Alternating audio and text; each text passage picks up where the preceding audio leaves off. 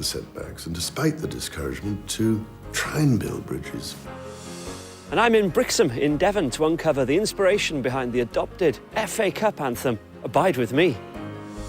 And I'll discover how the vibrant sound of gospel took the 80s by storm.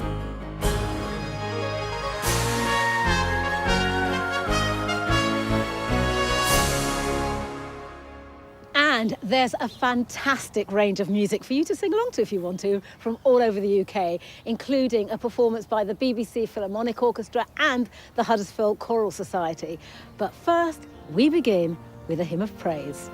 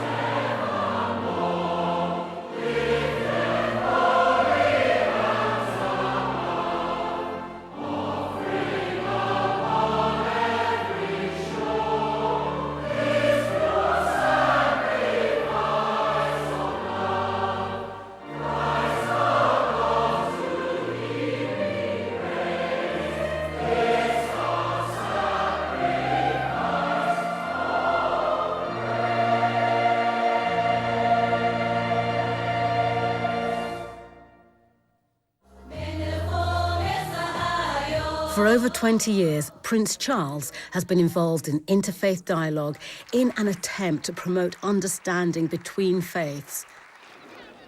Late last year, he visited Christian communities from the Middle East resident in the UK.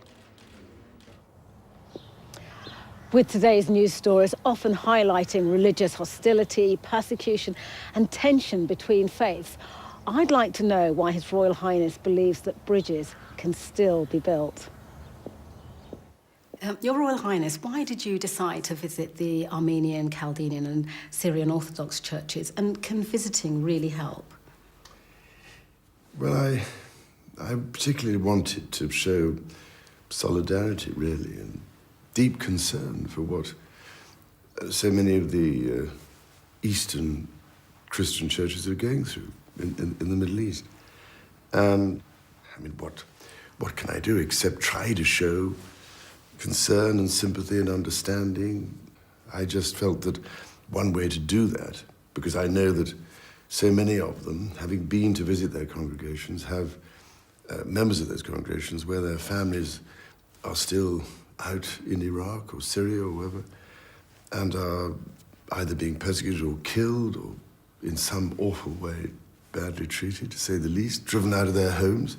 And I just felt that it was very important to show that sympathy with them, but also in a way that might draw some more attention to their plight, which is so utterly appalling when you think how long Christians have been in the Middle East, and that Christianity, of course, was founded in the Middle East, which we often forget, I Exactly. think. People sort of lost touch sometimes with this. I can't imagine what it would be like to be separated from my family and not to be able to see them again.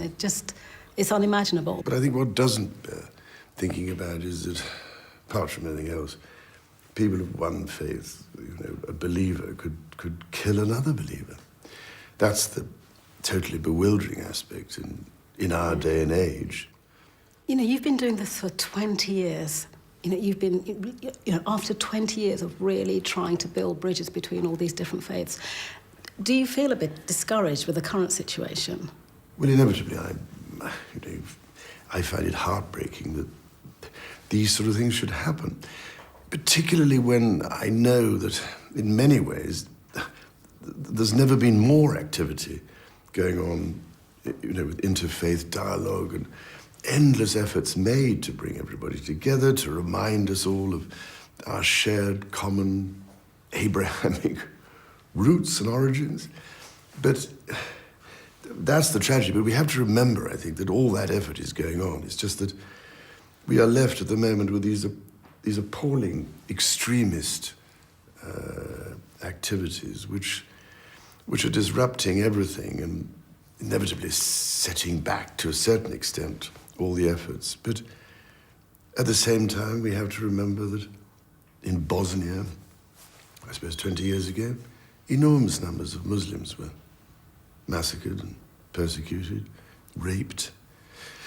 So it isn't just Christians, but I personally mind about, persecution and ill treatment of anybody. Yeah. But I think the secret is we have to work harder to build bridges, and we have to remember that our Lord taught us to love our neighbour, to do to others as you have them do to you, and just to go on despite the setbacks and despite the discouragement to try and build bridges and to show justice and kindness to people.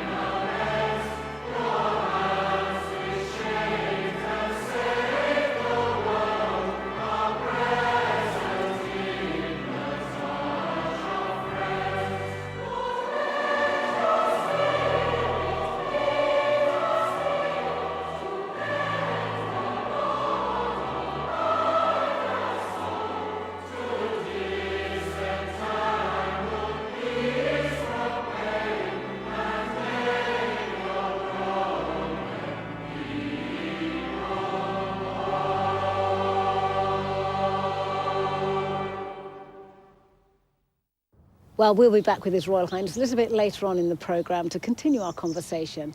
But first, if there's one style of music you know brings hope, it's gospel. And Connie's on a journey into the story of Black British gospel. Last week, I discovered how British black churches sprang up between the 50s and 70s. They initially kept their gospel music inside the church, but as author Steve Alexander Smith has been telling me, that all changed in the 80s. The main group that really took gospel music in Britain to another level were the London Community Gospel Choir.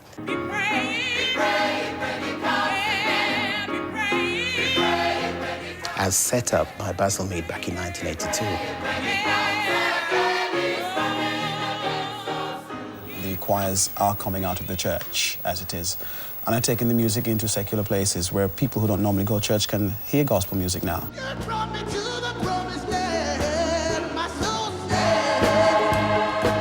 He was also, at the time, making a political statement. Black culture, youth culture, was seen as negative. There's a lot of negative press. Basil was saying, oh, hang on a minute, we've got something to offer. But not everyone agreed with this change in direction. Some Pentecostal churches didn't sit well with bringing in certain type of instruments, like the drums, if you like, that was more associated with pop, rhythm and blues, rock and roll. Either it was church music, music that was sacred, or it was the music that was out there, the devil's music. It was as simple as that.